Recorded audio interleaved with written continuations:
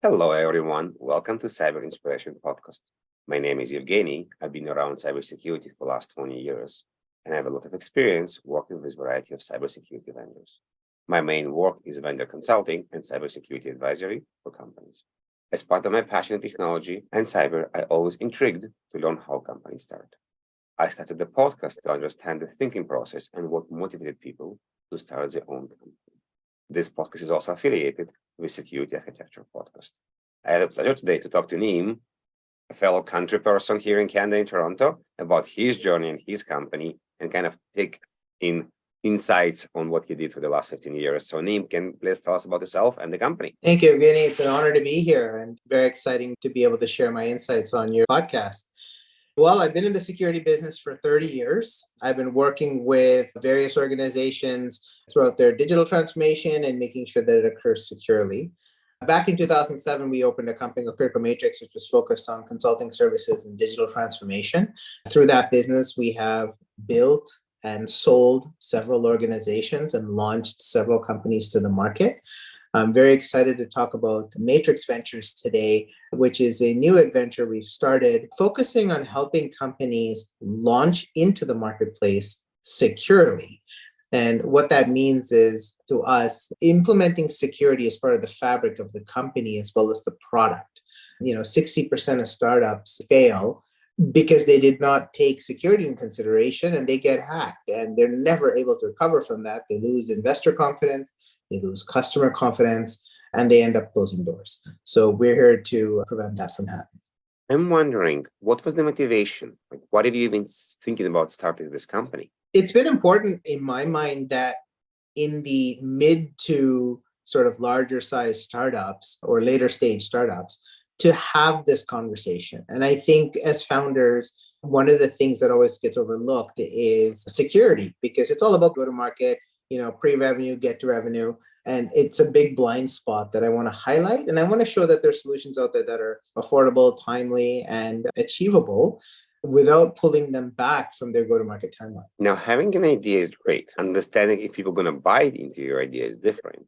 So what kind of market validation you did before you went and ran this idea? I attended a lot of events in the private equity, angel investor, and venture capital market space. And I've been speaking to the people who would put money into Series A and Series B funding to help scale these startups into their next level.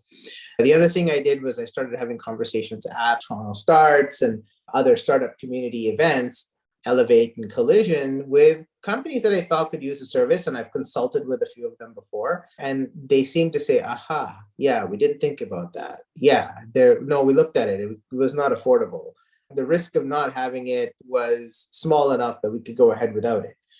Things like that. So I wanted to make sure that, one, I confirmed the need, and two, that the people backing the solutions were aligned with me, and then it made it a valid idea to pursue. Great. What did you do after? Did you need to hire people to build the framework, or you had already something in mind? Yeah, so what makes this idea so cool is we're using existing frameworks that exist in the marketplace. So if I'm working with a healthcare organization, I'm sticking to 21 CFR sort of controls or HIPAA, and regular organizations that it's around NIST 853, 171, ISO 27001. These are existing security controls and frameworks that we can quickly do an assessment on a company, identify gaps, and tell them what the best practices towards remediation are.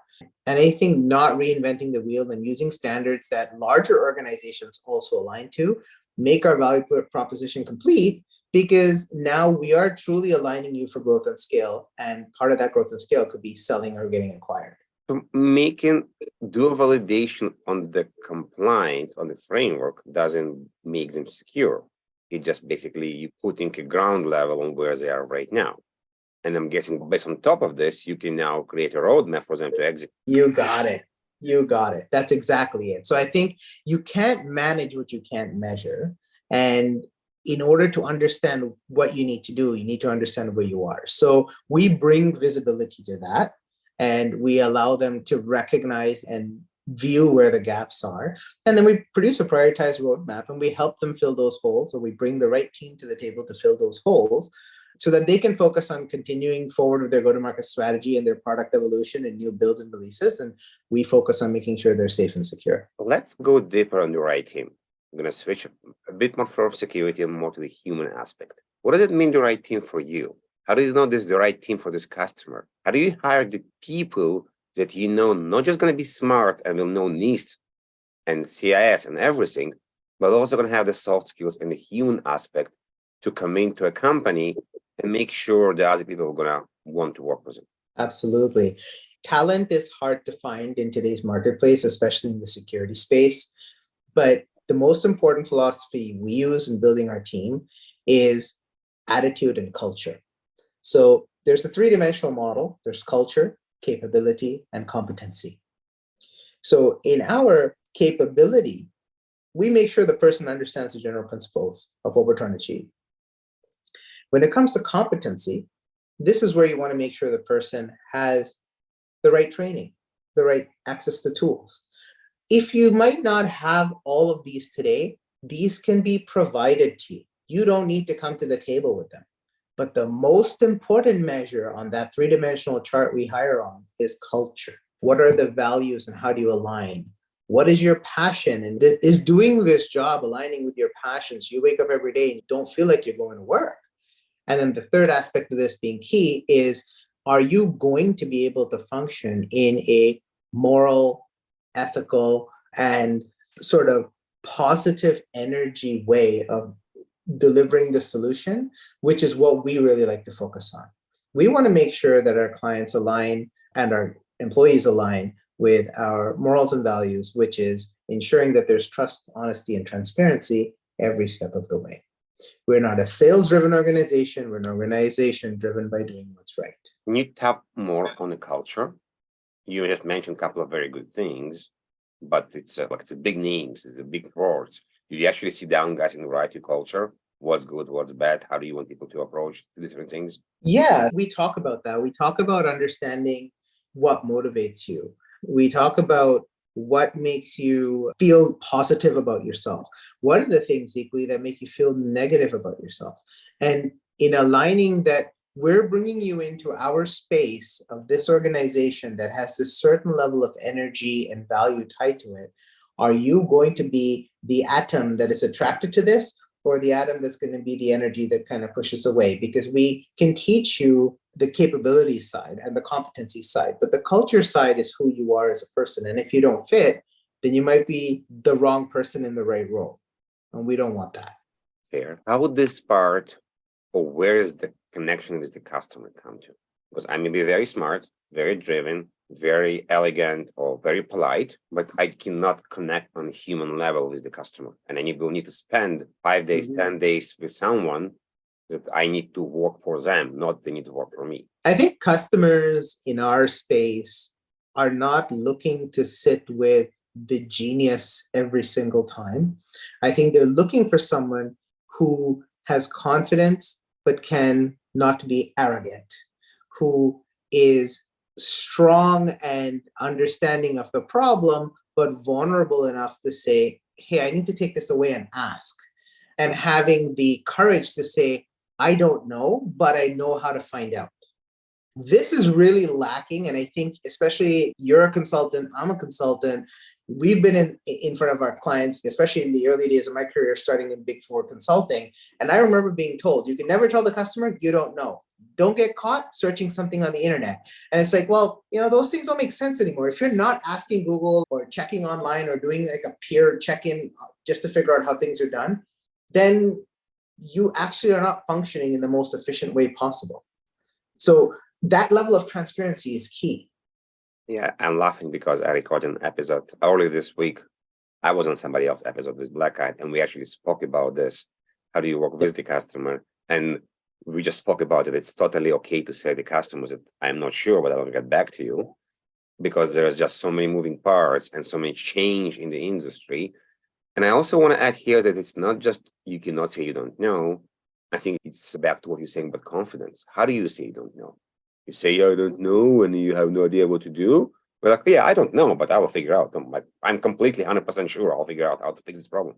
So you build rapport, you build trust from the customer that they're in the good hands and it's totally fine to get there. Like it, really like it. But the people that are listening to us right now and potentially want to go and do consulting work and work with customers, and they're like, oh my God, I was never understood. I cannot say I don't know. What other advices or tips you can provide maybe that they can build a character better to be customer-oriented person? Look, to be in this industry, you have to be passionate about people, not passionate about technology. A good consultant connects with the customer and the pain they're feeling of the problem before they can come up with a solution of how it's going to be solved. Because if you can't relate to the person and you can't relate to the pain, then you can't also relate to the policy, the procedure, the politics, all the other situations that result in that pain. And I like to say that the good old story that in consulting, in every scenario, there's a story being told. There's a villain, there's a superhero, there's a sensei who's helping the superhero, and then there's the resolution to the problem. And we always want to be in the sensei situation where we're guiding the superhero, which is our stakeholder, and the villain is the pain and the problem. And in that storytelling approach, relatability is your greatest asset. Technology, you can learn. Tools, you can learn. People, it's in you or it's not. Like the story, really good analogy. What about kind of a way when we will say the customer is always right? Like, what's your take on this? Is the customer always right, or there is it depends situation here as well? See, this is where you have to balance confidence and arrogance. The customer is not always right. They think they know something because, quote, I did my own research, quote. But that might have been research and response in a specific context of a specific situation, but maybe not in the macro view. We're looking at the pain as a consulting firm or as a consultant. So this is where our ability to relate to the customer, reading a situation, aligning ourselves with their pain, and having enough confidence and courage to say, yeah, I hear you. You're partially right or not right at all. Here's why, and this is what I think so, and here's what I suggest. But I'm willing to test your theory, but I think this is the way you need to go. And now if you have a good relationship and the customer's bought into the factor of trust with you, they're going to say, you know what, I'm not the expert. That's why you're here. I'll follow you. But if you haven't established that credibility, and if you haven't established that trust, and 3 months into an engagement, the customer is still telling you what to do, it means you're not doing something right. Name almost like a Bible for consulting, how to approach to people. This is great. I like it. I've been doing it for 30 years. So let's type into tasks. We all human being, we all have priorities. We all have trying to balance multiple things, could be family, kids, business. What is your approach to task management? And everybody scream ASAP, I need this right now. So task management is always a problem because you have 5 clients and every client thinks, just like in university, when professors assign homework, they think their class is the only class you're in. And customers are the same way. You only work for them as far as they're concerned. I think it's more important to be accountable to a schedule and showing progress than managing a task. See, tasks lead to a bigger deliverable or a bigger action that you're accountable for. But if you're the procrastinating type and you're never showing progress, you're never moving forward, and you miss your deadline, the customer's like, well, you've been sitting on this for 3 weeks. I got nothing from you. But if you communicate, you bring visibility, you share information along the way, then task management becomes less of a problem and it's more objectives and schedule. And if you demonstrate progress and there's changes to schedule, people are usually accommodating. If you don't demonstrate progress and you want to change a schedule, they're not accommodating. Thank you. Thank you.